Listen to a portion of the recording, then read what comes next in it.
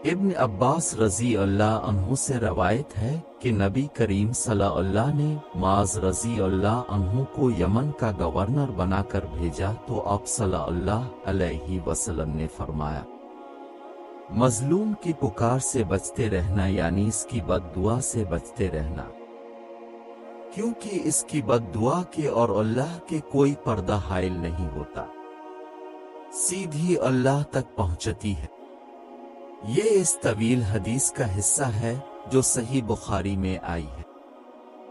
ابن عباس رضی اللہ عنہ کہتے ہیں کہ رسول اللہ صلی اللہ علیہ وسلم نے معاذ بن جبل کو یمن کی طرف بھیجا تو انہیں فرمایا، تم اہل کتاب کے پاس جا رہے ہو، وہاں جا کر پہلے انہیں اس بات کی دعوت دینا کہ وہ گواہی دیں کہ اللہ کے سوا کوئی معبود برحق نہیں اور محمد صلی اللہ علیہ وسلم اللہ کے رسول ہیں۔ پھر اگر وہ اس بات کا اقرار کرنے میں تمہاری اطاعت کرے تو پھر انہیں بتانا کہ تحقیق اللہ نے تم پر دن رات میں 5 نمازیں فرض کی ہیں۔ جب یہ بھی مان لے تو انہیں خبردار کرنا کہ بے شک اللہ نے تم پر زکوٰۃ فرض کی ہے جو ان کے مالداروں سے وصول کر کے ان کے ان غربا میں تقسیم کی جائے گی۔ پھر اگر وہ تسلیم کر لیں تو زکوٰۃ وصول کرتے وقت ان کا سب سے عمدہ مال لینے سے پرہیز کرنا اور مظلوم کی پکار اور بد دعا سے بھی ڈرتے رہنا، کیونکہ اس کی بد دعا اور اللہ کے درمیان کوئی پردہ حائل نہیں ہوتا۔ مراد یہ ہے کہ بد دعا فوراً قبول ہوتی ہے۔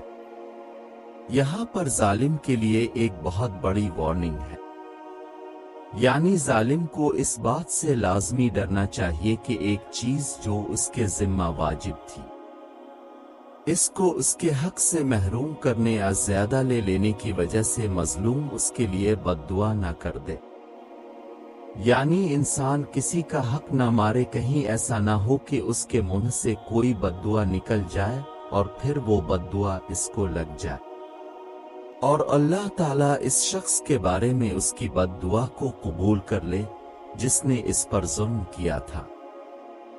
اسی طرح رسول اللہ صلی اللہ علیہ وسلم نے فرمایا، مظلوم کی بد دعا سے بچو، کیونکہ یہ تو چنگاریوں کی طرح آسمان کی طرف اٹھتی ہے، دل جلتا ہے، دل کے اندر ایک جلن کڑے نہ ہوتی ہے، وہ نکلتی ہے اور چنگاریوں کی طرح اوپر جاتی ہے، اوپر کو اوپر کو اوپر کو۔ اسی طرح آپ نے فرمایا، 3 دعاؤں کی قبولیت میں کوئی شک نہیں، مظلوم کی دعا، مسافر کی دعا، باپ کی اپنے بیٹے کے خلاف بد دعا کرنا۔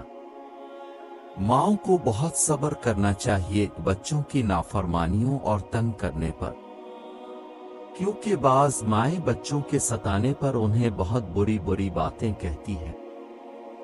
کبھی اپنے بچے کو بد دعا نہ دیں، اس کی ہدایت مانگیں، اس کے لیے خیر مانگیں، اللہ اس کو سمجھ دے، اللہ اس کو نمازی بنائے، اللہ متقی بنائے۔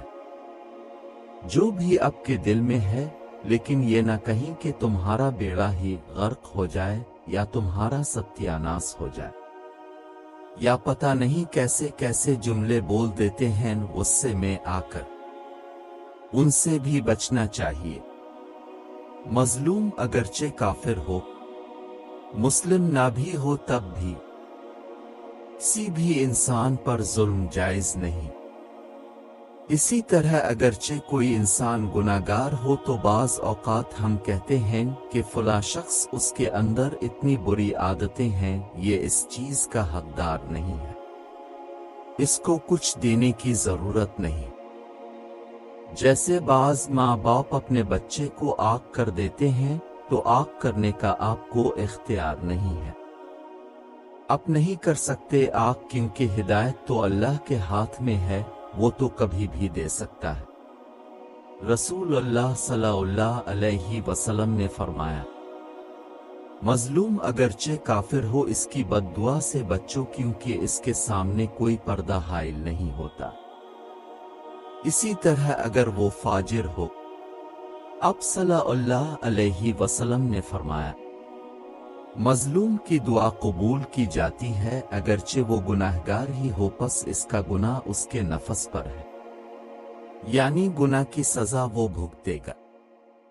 लेकिन हमें हक नहीं पहुंचता अगर कोई शख्स गलत काम करता है तो हम भी गलत काम शुरू करें। वो गलत काम इसके साथ है, इसे रोक सकते हो तो रोको, अगर नहीं रोक सकते तो तुम उसके साथ जुल्म ना करो।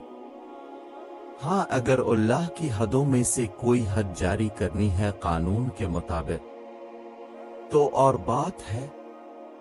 नबी सल्लल्लाहु अलैहि वसल्लम ने फरमाया, मजलूम की दुआ कबूल की जाती है अगरचा वो गुनाहगार हो, बस इसका गुनाह उसके नफस पर है। जो गलत काम किया इसका जिम्मा इसके ऊपर ही होगा, लेकिन दुआ उसकी सुनी जाएगी। इसी तरह मजलूम से अल्लाह का वादा है। रसूलुल्लाह सल्लल्लाहु अलैहि वसल्लम ने फरमाया, मजलूम की बद्दुआ से बच्चों क्योंकि वो बादलों पर उठाई जाती है। अल्लाह ताला फरमाता है, मुझ मेरी इज्जत और जलाल की कसम, मैं जरूर तुम्हारी मदद करूंगा अगरचे थोड़ी देर बाद ही करूं। मजलूम के साथ अल्लाह ताला की मदद होती है, अल्लाह ताला उसकी मदद फरमाता है चाहे कुछ वक्त ही लग जाए।